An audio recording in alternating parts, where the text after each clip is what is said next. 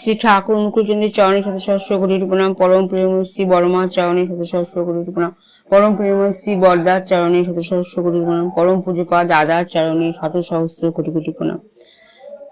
বর্তমান আচার্য দেবীর চরণের সাথে সহস্র কোটি কোটি প্রণাম। ঠাকুর পরিবারের সমস্ত সদস্যের চরণে আমার শত সহস্র কোটি কোটি প্রণাম। ছোট ছোট বাচ্চাদেরকে আমার আনন্দ জয়গু জানাই। উপস্থিত ভক্তমণ্ডলী যারা আমার যাজন শুনছেন তাদের সবাইকে জানাই আমি আনন্দ জয়গুরু।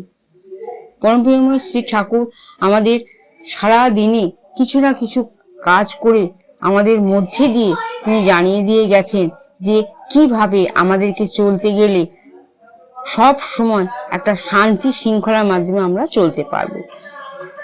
সকাল থেকে ঘুম থেকে উঠেই আমরা যখন পরম প্রেমময় শ্রী ঠাকুরের কাছে আসি, ঠাকুরের কাছে খুশি মুখ হাসি মুখ সবাই দেখাতে আসি যে ঠাকুর জয় গুরু, এইভাবে বলে আমরা ঠাকুরকে প্রণাম জানাই। সবাই তাই করে। ঠাকুরকে প্রণাম জানাবার তালিকা সবার কাছে একই রকম, জয় গুরু বলে ঠাকুরকে জানায়। ঠিক সেরকম ভাবে আমরা যদি আসি পাশে পড়োশি বা নেভার যাই বলুন না কেন, পাড়া পড়শি সবাইকে নিয়ে যখন আমরা চলি, সবাইকে কিছু না কিছু বলে আমরা তাদেরকে অভিনন্দন জানাই। এইভাবে আমরা দিনের শুরু করি। ঠাকুর বলে গেছেন যে তোমরা মানুষ তো হচ্ছ ঠিকই, কিন্তু মানুষের মধ্যে মানুষ হও, মানুষের মতো মানুষ হও। মানুষের মধ্যে অহংকার থাকবে, হিংসা থাকবে, তাহলে তো সে মানুষ সম্পূর্ণ হতে পারবে না। মানুষের মধ্যে এসব জিনিস ত্যাগ করে দিয়ে মানুষের মধ্যে থাকবে ভালোবাসা, প্রীতি, এসব জিনিস থাকবে, আর সমস্ত অপগুণ থাকবে না, তবে সে প্রকৃত মানুষ হতে পারবে। তো সেইভাবে ঠাকুর আমাদের না কিছু জিনিস শিখিয়ে দিয়ে গেছেন, আমরা কিন্তু বুঝতে চেষ্টা করি না। তার লেখা বাণী, তার লেখা সত্যানুসরণ, তার লেখা ভাববাণী, তার লেখা পুণ্যপুঁথি আমরা যদি পড়ি তাহলে জানতে পারবো ঠাকুর কি কি বলতে চেয়েছে। আমি আপনাদেরকে একটা জিনিস ঠাকুরের লেখা ভাববাণী থেকে আমি বলছি। ভাববাণী, 20তম দিবস। যে যা ভাবে আমি তাই, প্রাণীর কোণে একটা শুধু, অমূল ধবল বিশ্বাস চাই। আমি ভক্তির কাছে শালগ্রাম শিলা, আর জ্ঞানীর কাছে ব্রহ্ম ভেলা। আমায় পাতা দিয়ে পুজলে পরে ছাগল হয়ে পাতা খাই। আমি চোরের উপর বাটপারি করি, সাধু জনায় বুকে ধরি। আমি মদের বোতল বগলে করে মাতাল ভায়ার পিছে ধাই। আমি নাস্তিকের কাছে কিছু নই, জ্ঞানীর কাছে ব্রহ্ম হই।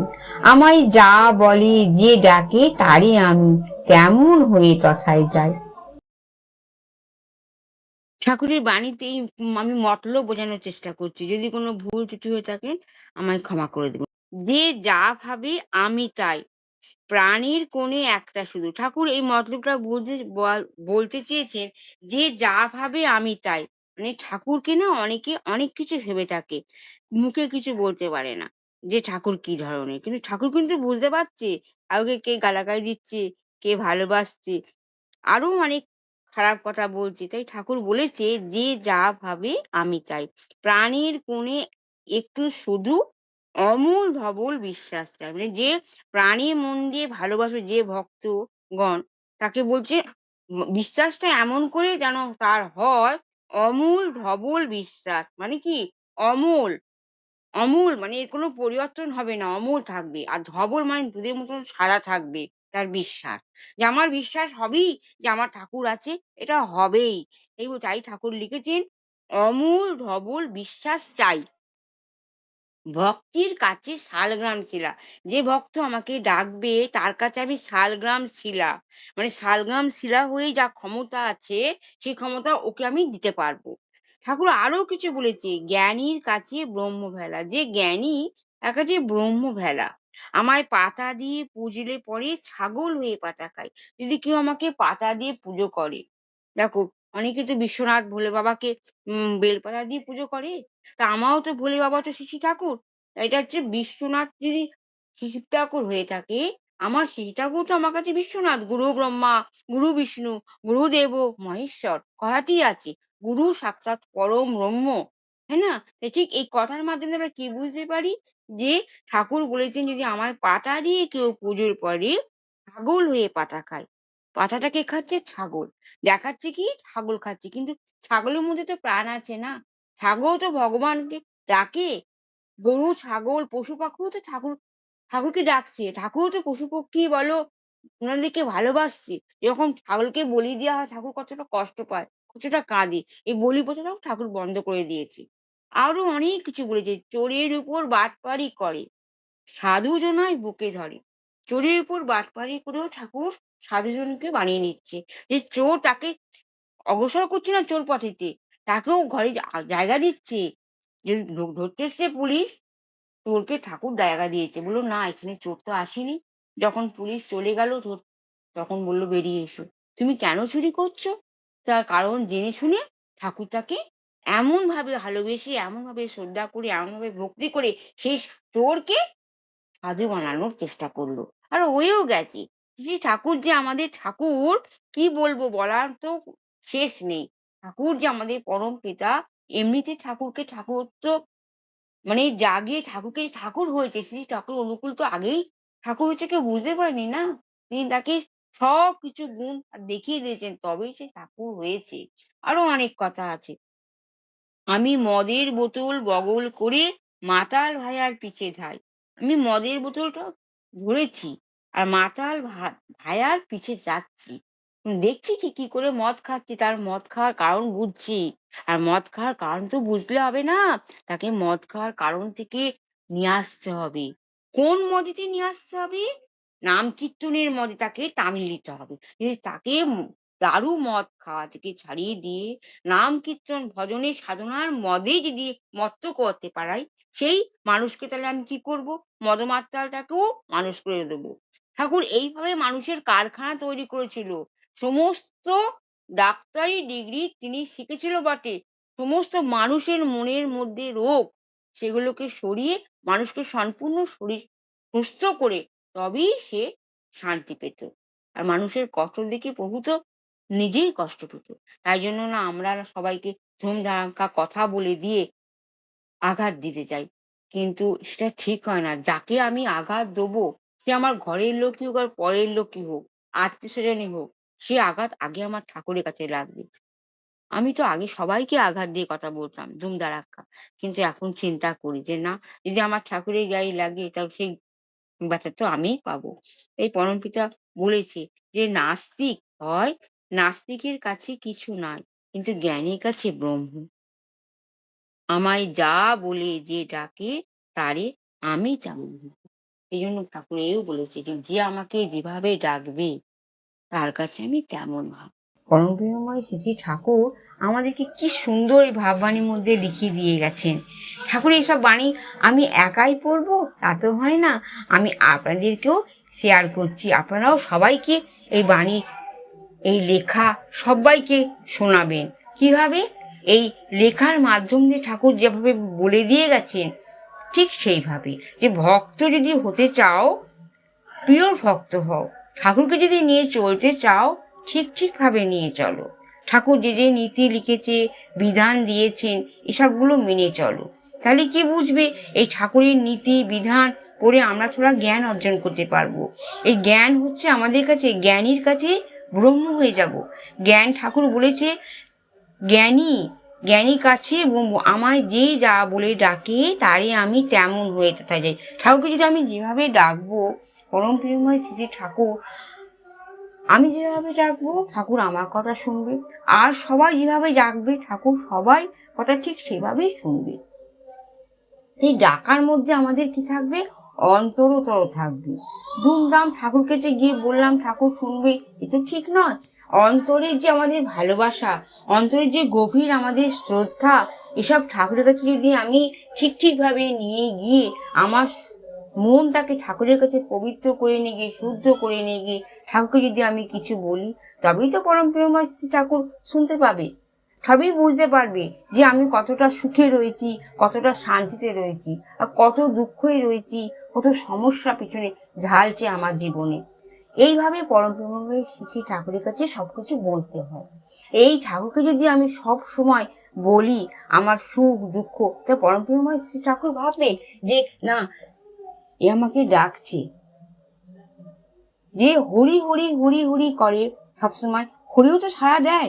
নারায়ণ নারায়ণ করে যখন সবসময়, নারায়ণও সাড়া দেয়। তা আমার নারায়ণ, আমার হরি, আমার ব্রহ্ম, আমার শিব, যাই বলুন, সে তো আমার শ্রী ঠাকুর। একই অঙ্গে উনি অনেক রূপ, আমরা কিন্তু বুঝতে চেষ্টা করি না।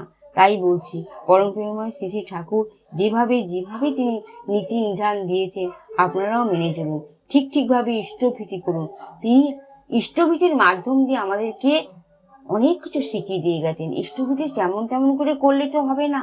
যেমন বাচ্চাকে মা কোলে নেয়, যেভাবে কোলে নেয়, যখন সদ্যোজাত শিশুকে তার মা কোলে নেয় কত আলতো ভাবে, ঠিক সেইভাবে হাতেতে পয়সা নিয়ে ঠাকুরকে ইষ্টভীতি করতে হয়। সেই ইষ্টভীতি ঠাকুর গ্রহণ করে। যেমন তেমন করে ইষ্টভীতি করলাম, দায় ঠেলা কাজ, সে তো ঠিক নয়। তাই পরম প্রেমময় শ্রী ঠাকুর আমাদেরকে ইষ্টভীতির মাধ্যম দিয়ে শিখিয়ে দিয়ে গেছেন যে ভালো কাজ। আর ইষ্টভীতি হচ্ছে মহাযজ্ঞ। আমরা এখন বুঝতে পারবো না, ইষ্টভীতির যে ভালোভাবে করে সে বুঝতে পারে। তার যত বড় বিপদ আসুক না কেন, পরম প্রেমময় শ্রী ঠাকুর সামলেই দেয়। এই ইষ্টভীতির মাধ্যম দিয়ে আমাদের সকাল শুরু হয়। তারপরে ঠাকুর পুজো, ঠাকুরের প্রার্থনা, তারপরে সারাদিনের কাজ। যে বাড়িতে কাজ করে সেও অনেক কাজ করে, এমন নয় যে বাড়িতে কাজ করে হাউস ওয়াইফ সে কাজ করে না, বাইরে ওয়ার্ক ওয়াইফও কাজ করে। কিন্তু এসব সামলানো কে করবে? আমি যদি পরম পিতার উপর সবকিছু ছেড়ে দিতে পারি, উনি আমাদের স্টেপ বাই স্টেপ কাজ করে দিয়ে গন্তব্যস্থলে পৌঁছে দেবে। ঠিক আবার সমস্ত কাজকর্ম করার মাধ্যমে ঠাকুরকে বলতে হবে, ঠাকুর আমি এইসব কাজগুলো করেছি, যদি ভুল ত্রুটি হয়ে থাকে আমায় ক্ষমা করো। সবার মঙ্গল চাইতে হবে। শুধু আমি ভালো থাকবো, আমি খাবো, তা তো হয় না। আমার ফ্যামিলির প্রত্যেকটা মেম্বারের দিকে ধ্যান দিতে হবে। কে কী ধরনের খায় তার ব্যবস্থাও করতে হবে, কে কী ধরনের খাওয়া পছন্দ করে না তার ব্যবস্থাও করতে হবে। পরম প্রেমময় শ্রী ঠাকুরকে নিয়ে চলতে গেলে এসব জিনিস আপে এসে যাবে। কোনো রকম মনে ছলকল থাকবে না। আর অহংকার তো ঠাকুরের যাজন করলে পাতলাই হয়ে যায়। এই যে আমি আপনাদেরকে এইসব ঠাকুরের ভাববাণী, পুণ্যপুঁথি, সত্যানুসরণের কাহিনী যে ছোট ছোট করে শোনায়, এতে আমার কি হচ্ছে? যাজন করা হচ্ছে। এই যাজনের মাধ্যমে আপনাদেরকে জানানো হচ্ছে, এতে আমার যে অহংকার আছে সব পাতলা হয়ে যাবে। আর অহংকার পাতলা হয়ে গেলেই তো আমি ঠাকুরমুখী হতে পারবো। আমি ঠাকুরমুখী হয়ে গেলেই আমার ঠাকুরত্ব জাগবে, আর ঠাকুর আমাকে বলবে যে না, আমার পথেতেই আসছি। কিছু না কিছু ভাবে ঠাকুর সাহায্য করবে, আশীর্বাদ করবে, আমরা দেখতে পারি না। তাই ঠাকুর বলেছে কর্মই করে যাও, কর্মই তোমার শক্তি যোগাবে। কিছু কর্ম না করলে হয়? সংসারে থাকতে গেলে যেরকম কাজ করতে হয়, পরম প্রেমময় শ্রী ঠাকুরকে নিয়ে চলতে গেলেও আমাদের কাজ করে যেতে হয়। এই যে ডিপি ওয়ার্কের মাধ্যমে সারা দেশের লোক জেগে উঠেছে, আমরাও তো ডিপি ওয়ার্ক করছি ঘরে বসে। কি করে করছি? ঠাকুরের বাণী, ঠাকুরের লেখা সবার মধ্যে ছড়িয়ে দিতে পারছি, সবার মধ্যে। শুধু আমি শিখলে তো হবে না, সবাইকে শিখতে হবে। এইভাবে ঠাকুরের সংস্পর্শে সবাইকে আসতে হবে। দেখবেন একদিন সমস্ত দেশ আমাদের ঠাকুরময় হয়ে উঠবে। এত নোংরা, এত অপরিষ্কার জিন্দেগি সব আস্তে আস্তে সরে যাবে। মানুষ যদি ভালো হয়ে যায় তবেই তো মানুষের মধ্যে মনুষ্যত্ব জাগবে।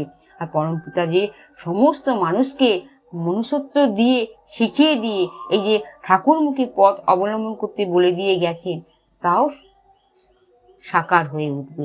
পরম প্রেমময় শ্রী ঠাকুরের কথা বলতে গেলে অনেক কথা বলা হয়ে যায়। ছোট ছোট কথা অনেক শোনার আছে, জানার আছে, বোঝার আছে, লেখাও আমরা পড়ে সন্তুষ্টি ভোগ করি। তাই আমি আপনাদেরকে ঠাকুরের বাণী সম্বন্ধে লেখা জানাতে চেষ্টা করছি। আপনারা সবাই ভালো থাকবেন, সবাই সুখী থাকবেন, সবাই শান্তিতে থাকবেন। পরম প্রেমময় শ্রী ঠাকুরের চরণে আপনাদের মঙ্গল কামনা করছি। আপনারা ভালো থাকুন, ঠাকুরমুখী হয়ে চলুন। জয় গুরু, বন্দে পুরুষোত্তম।